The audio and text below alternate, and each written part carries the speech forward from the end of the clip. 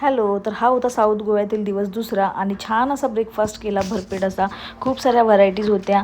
तर ब्रेकफास्ट वगैरे करून ना आम्ही नेक्स्ट स्पॉटला जायला निघालो, ते म्हणजे काबुदरामा. आता हा काबुदरामाचा जो बीच आहे ना, इथे जायला हा रस्ता होता आणि जरा थोडासा रिस्की होता. जर आपलं लक्ष नसेल ना तर आपण स्लिपसुद्धा होऊ शकतो. आणि मी झाली होती, नशिबाने वाचले, म्हणजे जास्त काही मला लागलं नाही. त्याच्यानंतरला ना इथं बाजूला सगळी नारळाची झाडं होती आसपास. बराच वेळ टाईमपास केला आणि त्याच्यानंतरला इथे ना छान अशी मॅगी एन्जॉय केली, मॅगी खाल्ली आणि नंतरला आम्ही कोला बीचला जायला निघालो. आता कोला बीचला जायला निघालो आणि इथे बघा आम्हाला साप दिसला. बापरे, हा बघून आहे ना अगदी अंगावरतीच काटा आला. त्याच्यानंतरला फायनली आम्ही इथे कायाकिंगच्या इथे पोहोचलो. आता इथे आल्यावरती समजलं की ह्यांचा आहे ना कृत्रिम तलाव असतो आणि त्याच्यामध्ये आपल्याला ते कायाकिंग करायला देतात. तर स्वरू असल्यामुळे आम्हाला किती इच्छा असली तरी आम्हाला ते करता आलं नाही.